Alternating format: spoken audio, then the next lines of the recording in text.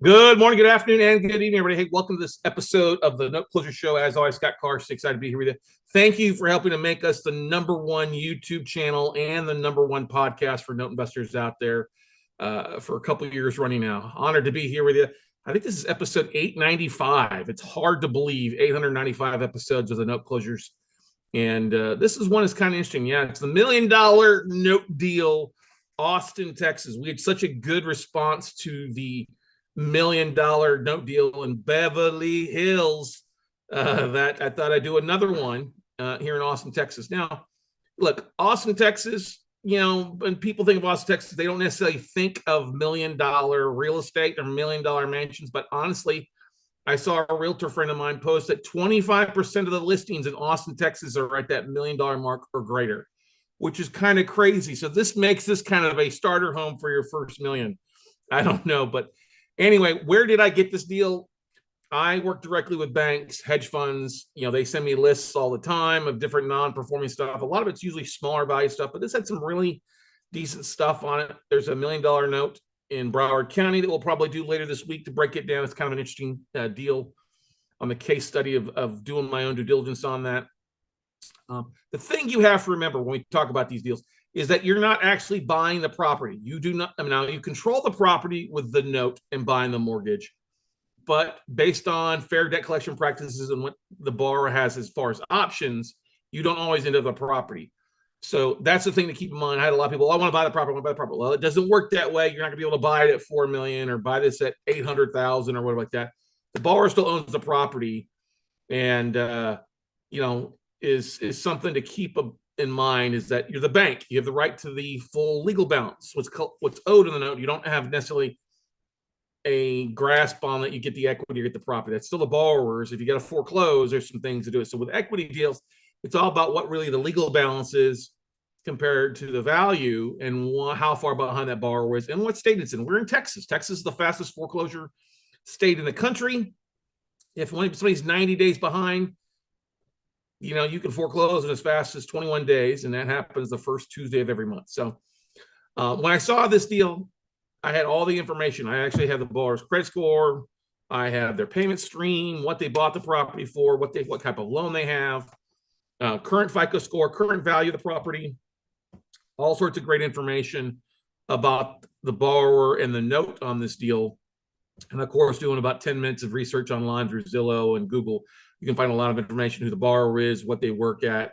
And that's what I did. I did a little skip tracing to find out what the borrower, if he's married or if he or she's married, they're married couple, if they're both working or out of work, or what happens, what's happened to them to cause them to kind of fall behind. And I think you'll enjoy this episode. So anyway, as we dive into the information, feel free to take notes. And as always, I'll make my contact information available for you to reach out to me. And as always, feel free to email me or contact me as well directly. So anyway, this is this beautiful home. It's actually in Steiner Ranch on the north side of Austin. I live on the north side of Austin, not in Steiner Ranch. That's too richy a neighborhood for me. But this is a beautiful house. This is kind of the picture taken from a previous listing of the property back a few years ago. I drove by the property on Sunday. It's in a gated community, Steiner Ranch. Not lake views. You do have hill country views. But it's still a beautiful house. I'll share some of this stuff. This is the picture I took. It was kind of overcast a little bit there on Sunday. So same house. But I could as I drove past the property, obviously it's occupied. You see some signs out there. They've got some kids in school at Vandergrift High School, which is great. And it looked like they're going to do some landscaping with a mulch out there that looked like it was just dropped off. But it's a beautiful neighborhood. Great. I just surprised it's on 2 lots.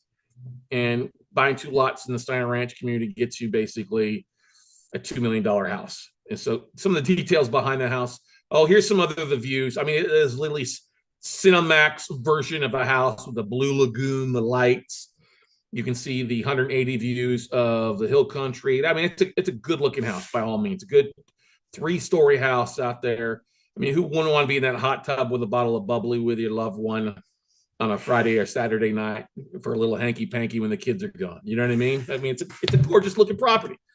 Gorgeous kitchen. I think it had 2 kitchens inside, a couple living areas with a deck.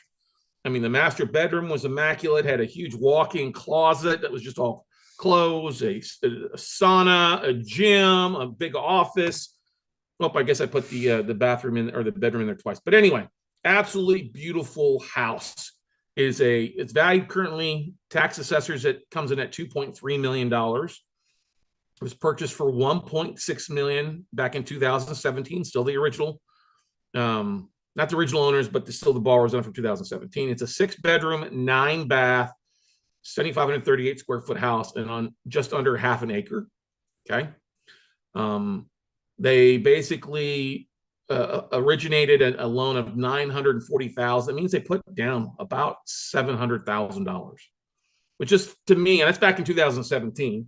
For me, buying that much house, I'd rather buy acreage, a ranch, something like that. But that's just me. Currently, they have an unpaid principal balance of $804,000. So they're literally sitting at about 33 cents on the dollar of value.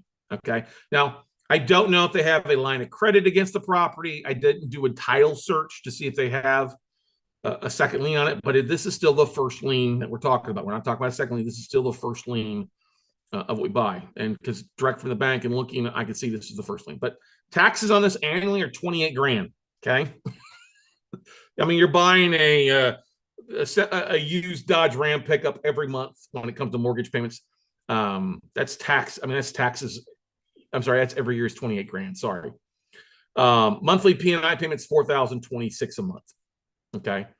The deal that I did yesterday had such a huge monthly mortgage payment. But yeah, monthly P&I, that's just principal and interest, not taxes and insurance, but P&I's $4,026 months. And so it gives you a bit of an idea. It's got a really low interest rate, 3 1/8 is what their current interest rate is. Borrower is basically, if they haven't made a payment, they got there as of today, 90 days behind, which is basically the big trigger to foreclose here in Texas. But they're only just over 12,000 behind. The loan was a 30-year loan with a 7/1 arm, basically. So it's amortized for 30 years, fixed rate for 7 years, and then it starts to adjust once a year after that. Well, guess what?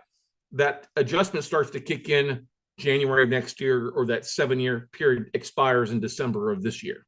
Okay. Borrower was unfortunately unemployed for 60 to 90 days.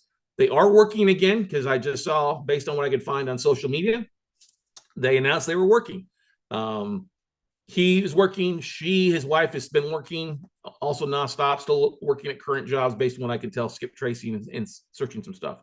I got a couple kids, but the current FICO, when they financed this, was well over 700, has dropped down to about 676. I don't think the bank is reporting the mortgage rates yet, because I think their credit score will be a whole lot worse. Because we know 2 months of missed mortgage payments will tank your credit score, and it's going to tank it for 24 months to get back on track, to be able to get a refinance or other things. So the bank is looking to sell this note. They're looking for roughly 80% of the UPB, or purchase price, somewhere around $683,000. Okay.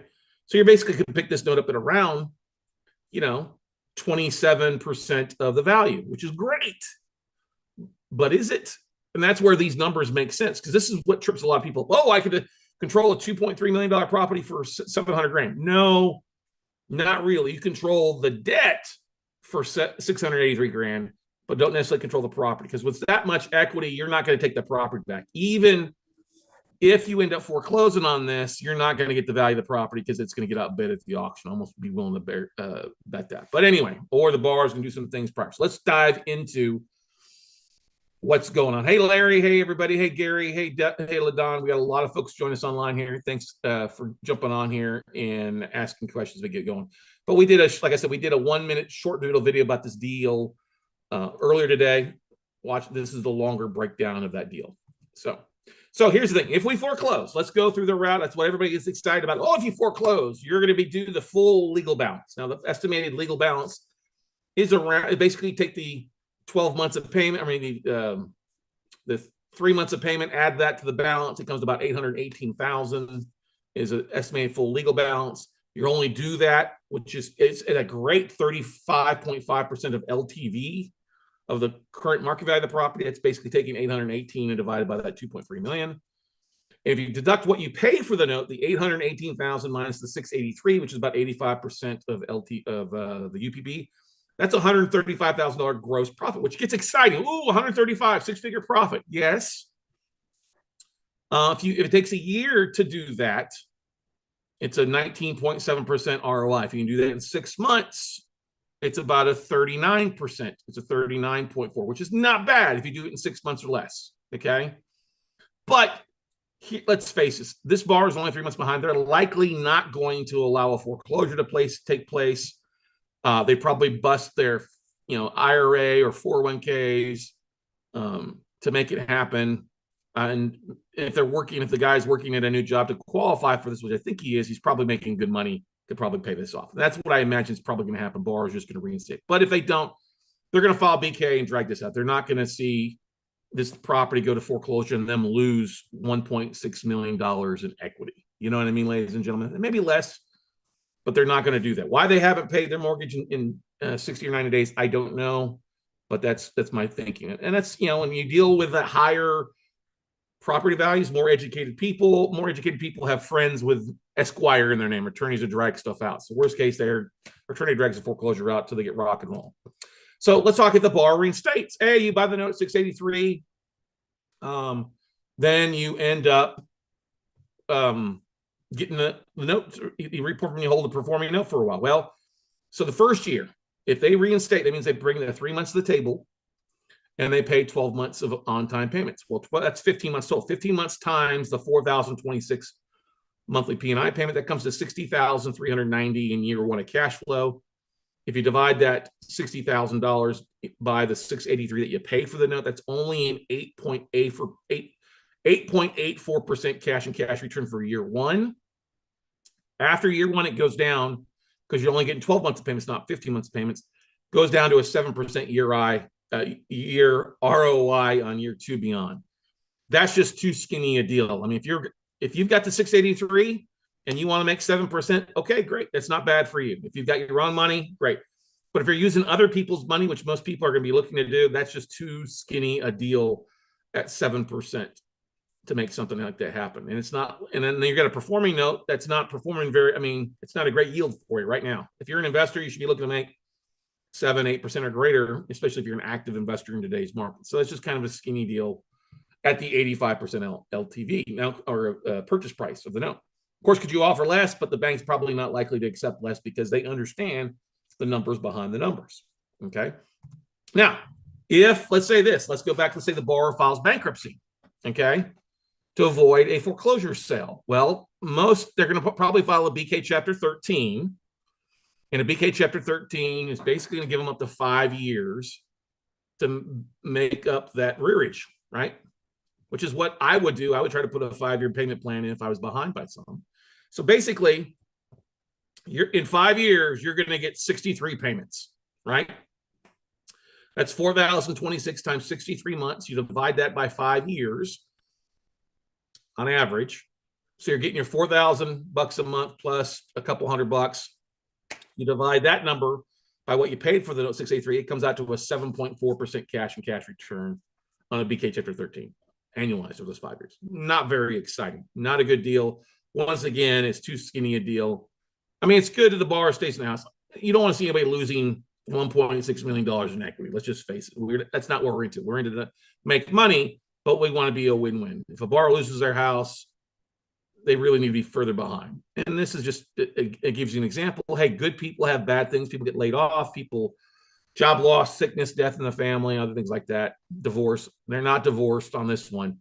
It's just been out of work, but he's back to work. So it's kind of a skinny deal if they file bankruptcy Chapter 13. So I don't want to go that route. But people ask me, well, what if they refinance? I'm a mortgage broker. What if they refinance? Well, I don't think that's a likelihood either, based on looking at the note as an exit strategy for you to have them refinance out of the deal.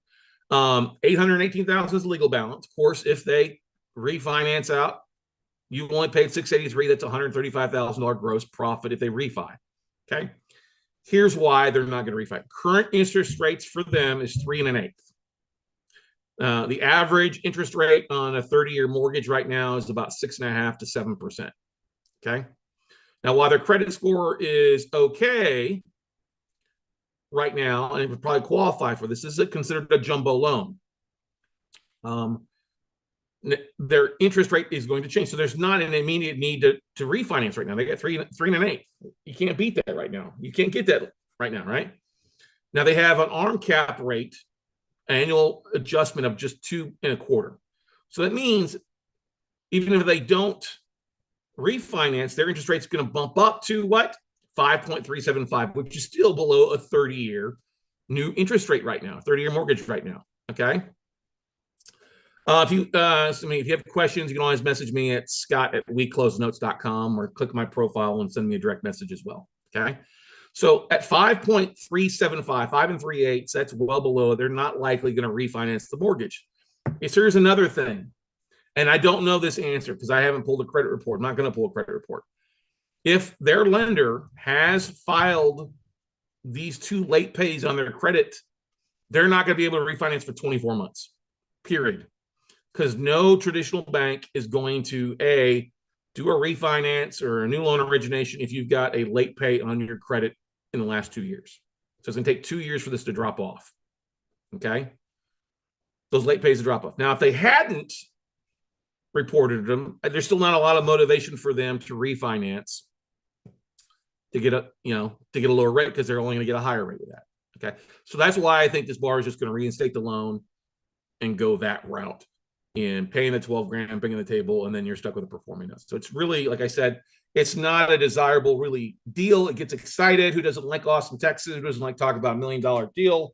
But it's not a $1 million listing. It's a $1 million note deal. And this is more of a dud, a $1 million dud if you're a non-performing note buyer.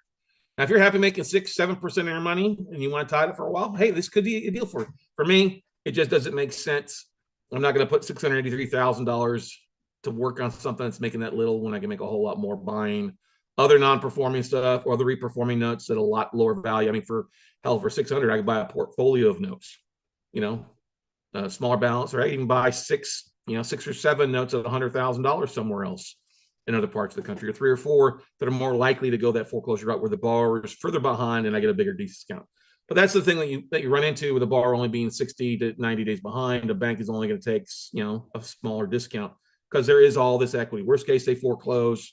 They're going to get paid in full at the bank, at the foreclosure auction, or go that route. And I'd rather let them deal with that than deal with this myself. So if you have any questions and you found this valuable, hey, give me a follow. Make sure you hit that subscribe button to the podcast or to the channels. Make sure to check out our main website at weclosenotes.com. Or if you like our YouTube videos, check out weclosenotes.tv. As always, the Note Closer Show podcast is available in anywhere that you listen to podcasts. But make sure if you want to book a phone call to pick my brain, you can always go to talkwithscottcarson.com. I totally encourage you to do with it. That's talkwithscottcarson.com, or shoot me a direct message and I'll send you the link to book it. But we do have a 1-day free class that you're more than welcome to take a look at. It doesn't cost you anything. We host this class just about monthly. And if you go to noteweekend.com, you can sign up for it. Not only will you get replays the last time that we hosted the class to watch, I think it's about 4 hours. You'll also be registered for the next class next month. And then you'll also get an ebook and some other stuff that goes along with it as well for extra bonuses. So check it out, noteweekend.com. And my email is scott@weclosenotes.com. Hopefully this was valuable. If there's any other questions or comments, feel free to type them in now. We can come across all sorts of deals. We hope you like this. Yes, we're doing a little bit of a play on the $1 million listing. That's marketing working for you. But we see all types of non-performing notes like this all across the country on residential commercial properties. And if you want to learn how to do this, hey, we'd be glad to teach you. We've been doing it for over 20 years and bought over $1 billion in distressed debt. So make sure you subscribe. Thank you guys so much. Go out and take some action.